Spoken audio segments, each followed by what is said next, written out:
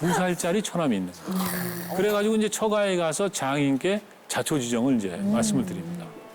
이 속 고름에서 이게 균을 채취해가지고 이것을 사람에게 접종을 하면 천연두에 걸리지 않는다.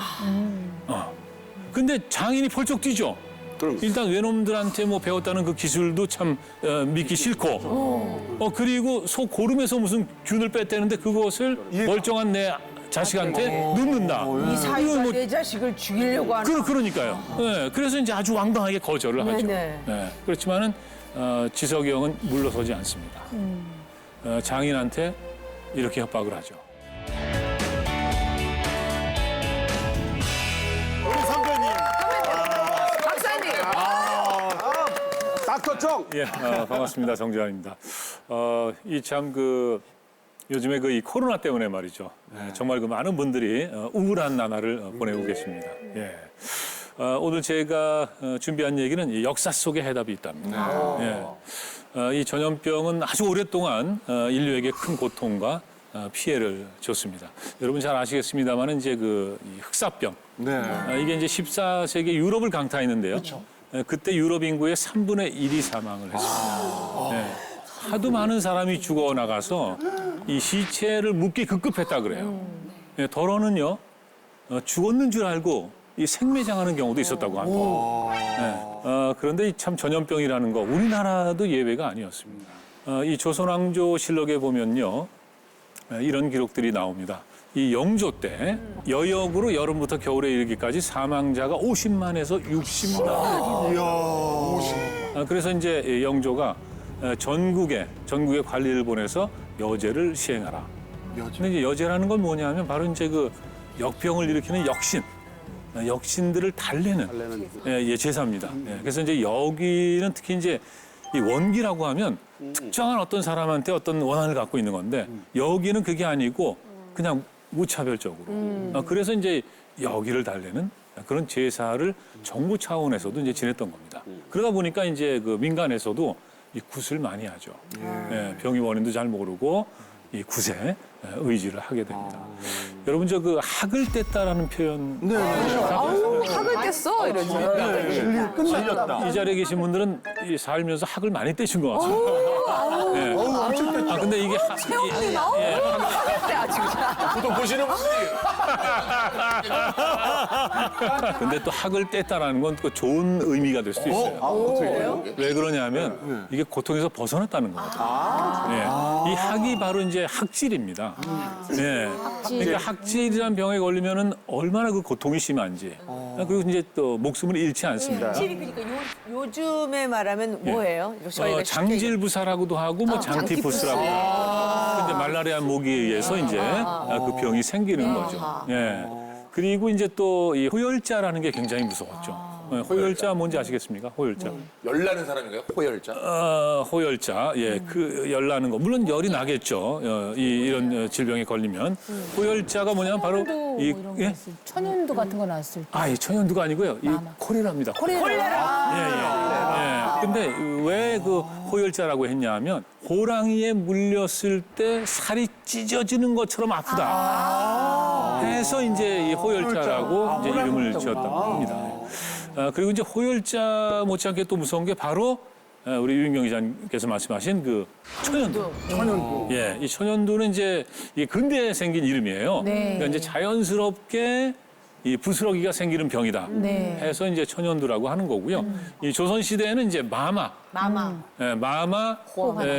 두창, 뭐 이런 이름으로 불렀습니다. 그래서 이제 이 마마라는 것은 천연두를 일으키는 역신을 좀 공경하는 마음으로 이분을 잘 모시고 달래서 사람들에게 큰 고통을 주지 않고 돌아가시게끔 하려고. 그래서 이제 왕실에서 쓰는 호칭 잘 구슬러서. 마마를 이제 존칭을 붙였다고 썼구나. 합니다. 그런데 이 천연두라는 병이 굉장히 참 무서운 병이에요. 일단 이 병에 걸리면은 고열이 나고요. 그리고 이제 얼굴이나 팔다리 이런데 이 돌기가 생깁니다. 그리고 그것이 곪고 그러다가 딱지가 앉아요. 그리고는 이제 딱지가 떨어지는데 대개는 그 과정에서 이제 목숨을 잃게 되는 거예요. 네, 그래서 이 사람들이 특별히 이제 이 천연두를 무서워했던 이유가 일단 치사율이 높다. 그리고 이 살아나더라도 곰보 자국이 그렇지. 남습니다. 그러고 보면 요즘은 그런 얼굴을 가지신 분들이 없어요. 그렇죠. 옛날에는 있었는데. 천연두가 이 공식적으로 예방접종 백신이나 1979년인가 이제 퇴치가 된 걸로 예. 그렇게 이제 선언이 돼 있죠. 어허. 저희들 그래서, 생각에는 예. 천연두 그러면 허준 선생님이 고쳤다고 생각하거든요. 네네네. 너만 그렇게 생각하세요. 아, 그런가? 드라마 보면 허준님 들어보면 천연두를 고쳤다는 얘기가 많이 나죠, 힘으로. 근데 있잖아요. 예, 그것을 뭐 틀리다고 얘기할 수는 없습니다. 예, 다 관련이 이제 있는 거죠. 관련이 있으니까. 예. 제가 저 사진 하나를 보여드리고 싶은데요. 예, 혹시 이분 누군지 정약용. 아시겠습니까? 선생님. 이야. 정약용 선생님. 네. 정약용 선생님. 네. 정답입니다. 대박. 예, 우와, 천연두 씨. 예, 바로 사진만 보고. 예, 어떤 당연 다산 정약용 선생님. 명문이라 알아서 당연이야. 어떻게 하나 걸렸지. 아니 근데 허준 부를 뻔했어. 이 정약용 선생께서 이제 차를 좋아하셔서 다산이라는 호로 네, 이제 많이 맞아요. 알려져 네. 있죠. 그런데 이분한테는 그 삼미자라는 별명이 있습니다. 삼미자. 이분이 2살 때 바로 천연두를 알았어요. 그런데 진짜 천운으로 이제 살아나신 거죠. 그렇지만은 그 천연두의 흔적이 어디에 남았냐면 바로 오른쪽 눈썹에 남았고 오른쪽 눈썹이 세 갈래로 갈라졌습니다. 그래서 여기 이제 이렇게 딱지가 있었고. 네네. 그래서 이제 삼미자라고 스스로 이제 별명을 붙이셨다고 합니다. 그러니까 이 다산 선생이 살아나신 것은 정말 천운이었죠. 진짜. 예, 이 다산 선생은 이제 이 실학을 집대성한 학자로 우리가 잘 알고 있습니다만은 이 의학에도 조예가 깊으셨고요. 특히 이제 이 역병에 대한 연구를 많이 하셨습니다. 그래서 1798년에 그 마가회통이라는 그런 이제 의학서를 이제 저술을 하시는데 요 마가회통 그 뒤편에 보면은 부록이 있습니다. 부록에 보면 신증, 종두, 신법, 상실이라는 게 있어요. 요건 뭐냐 하면요. 요것은 여러분 잘 아시는 그 제너의 그 우두법. 이 내용을 정리해서 이 소개를 하신 겁니다. 예. 그러니까 이제 이 천연두를 치료하는 방법은 전통적으로 이제 인두법하고 이제 그 우두법이 있는 건데요. 네. 인두법은 이 천연두 걸린 사람의 신체에서 균을 채취해가지고 이걸 건강한 사람한테 접종을 하는 겁니다. 이렇게 해서 이제 면역이 생기고 예방을 할 수가 있는 거예요. 근데 이제 간혹은요 어떤 문제가 생기냐면 이 균이 너무 세서 그 접종을 받고 그냥 죽어버리는 경우가 생겨요. 네, 그래서 양 조절을 잘해야 되는. 아주 안전한 그런 어떤 그 예방법은 아니었던 거죠. 그런데 이제 그 영국에 지금 이제 그림을 보시면은 아마 어렸을 때 저런 그 그림을 보신 기억이 나실 텐데 그 에드워드 제너라는 의사가 이 소젖을 짜는 여성들이 아주 가볍게 천연두를 앓고 낫더라. 이걸 보고 이제 바로 이 소의 고름에서 그 균, 이 백신을 만드는 이런 것을 이제 고안해내게 되는 거죠. 그러니까 그 내용을 정약용 선생이 알고 계셨던 겁니다.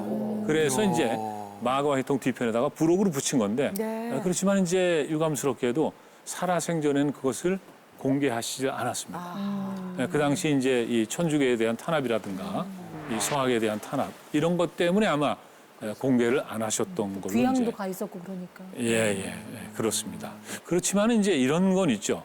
그 당시에 공개를 안 하셨지만 이것이 바로 다음 세대 그렇죠. 이 의학자에게 아주 큰 영향을 미치게 됩니다. 지대한 영향을 줬습니다. 제가 이 동상을 하나 보여드리겠습니다. 네. 이 동상을 보시고 최용림 씨 네. 누구일까요? 저희 아버지 같은데요? 예. 저분도 무슨 박사님 같은데. 네, 어딘가에 이제 동상이 서 있겠죠. 지석영 예. 선생님. 지석영 선생님이요?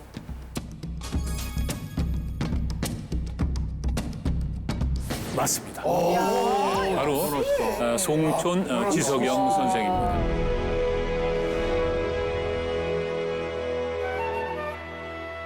서울에서 태어나셨는데 좀 가난한 집에서 태어나셨어요.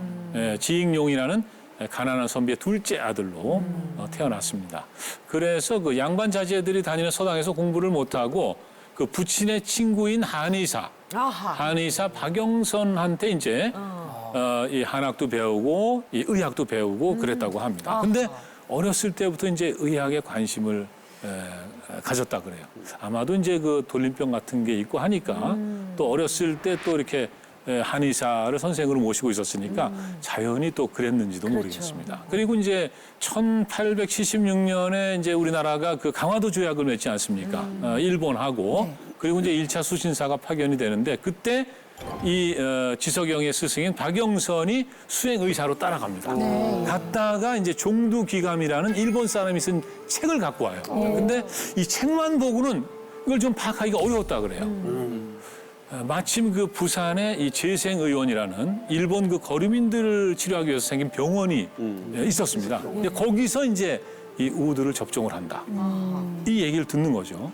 그리고는 내가 가서 배워야겠다. 그래서 서울을 출발해서 부산으로 갑니다. 근데 이제 앞서 이제 가난하다고 말씀을 드렸는데 이 말을 구할 형편이 안 돼서 걸어가는 거죠. 부산까지. 꼬박 20일을. 그래서 2달을 거기 있으면서 바로 이제 그 우두 접종 이걸 이제 배운 거예요. 그리고 돌아오는 길에 그 이제 두묘 이제 그 천연두 백신이죠. 네. 이것과 이제 종두침을 얻어가지고 그리고 이제 서울로 돌아옵니다. 그런데 이제 중간에 충주 처가에 들려요. 아마도 이것을 접종을 해야 되는데 누구한테 먼저 할 것인가. 남한테 하긴 그렇고 가족에게 먼저 해야겠다. 근데 또 왜 처가였는지 모르겠습니다만은 처남이 어린 처남이 있었어요. 이때 지석영의 나이가 25인데 2살짜리 처남이 있는 거예요. 그래가지고 이제 처가에 가서 장인께 자초지정을 이제 말씀을 드립니다. 이 속 고름에서 이게 균을 채취해가지고 이것을 사람에게 접종을 하면 천연두에 걸리지 않는다. 근데 장인이 펄쩍 뛰죠. 일단 외놈들한테 뭐 배웠다는 그 기술도 참 믿기 싫고 그리고 속 고름에서 무슨 균을 뺐다는데 그것을 멀쩡한 내 자식한테 넣는다. 이 사이가 뭐- 내 자식을 죽이려고 하는. 그러니까요. 네, 그래서 이제 아주 왕방하게 거절을 하죠. 네네. 네, 그렇지만은 지석영은 물러서지 않습니다. 장인한테 이렇게 협박을 하죠. 장인이 사위를 못 믿는다. 그러면 인연을 끊겠다. 그러니까 이제 장인이 어쩔 수 없이 어쩔 수 없이 이제 그러면 그 어린 자식에게 접종하는 걸 이제 허락을 하게 되는. 근데 이제 다행히 며칠 지나서 이 부스럼이 생기고 이게 딱지가 생기고 떨어지고 하면서 멀쩡하게 나은 거예요. 그 이제 자신을 갖게 된 거죠. 그래서 아니 그러면 그때 그 처남이 네네 그 천연두에 걸린 건 아니죠? 아니죠. 아니죠. 예방 접종. 예방 접종한 거죠. 아마 저 이경실 씨도 이 어깨 예예예. 예방 접종 약간 자국 그렇게 된 있잖아요. 거죠. 예예예. 그렇죠. 예. 불주사라고 해서 많이 말해요. 그렇죠. 예예. 이제 그래서 이제 자신감을 얻은 이 지석영이 동네 사람들 한 40여 명에게 이제 접종을 했다고 합니다. 이게 이제 우리나라 최초의 이제 우두 접종입니다. 예방 접종. 예. 그래서 이제 지석영은 이제 서울로 올라와서 그 서학의 이제 호의적인 그런 그 집안의 아이들부터 접종을 시작했는데 이게 이제 소문이 나면서 사람들이 이제 지석영을 찾아오게 됐다고 합니다. 예. 그러니까 이제 우리 그 어떤 그 의학의 어떤 근대화에 있어서는 결코 빼놓을 수 없는 인물이 바로 지석영이고 천연두의 공포에서 수많은 생명을 구한 분이 바로 지석영이다 이렇게 말씀을 드릴 수가 있습니다. 제가 이제 강의를 마치면서 뭐 한두 가지만 좀 생각을 해보려고 하는데요. 이 정약용 선생이 이제 마가희통을 저술했고 제너의 그 우두법을 알고 있었습니다. 그렇지만 살아생전에는 소개를 못했어요. 물론 이제 다산 선생 같은 경우에는 다른 것도 굉장히 많은 연구를 하셨는데 특히 역병에 관한 연구를 했을까? 사람을 살리는 것이 바로 이제 유자의 길이고 그 당시 이제 지식인의 의무였기 때문인 거죠. 그리고 이제 이 지석영 선생은 왜 그렇게 이 종두법에 집착을 했을까요? 그것은 역시 이 천연두로 죽어가는 수많은 아이들, 그 사람들의 생명을 구하고 싶었기 때문이다. 지금 이제 우리가 이 코로나하고 싸우면서 많은 의료진들 또 그리고 정부, 질병관리본부, 뭐 소방대원 그리고 이제 우리 국민 한 사람 한 사람 지금 아마 이 다산이나 송천 그런 마음으로 지금 이제 한 사람이라도 지키고 싶어서 지금 헌신하고 희생하고 있지 않나 그렇게 생각을 합니다. 예.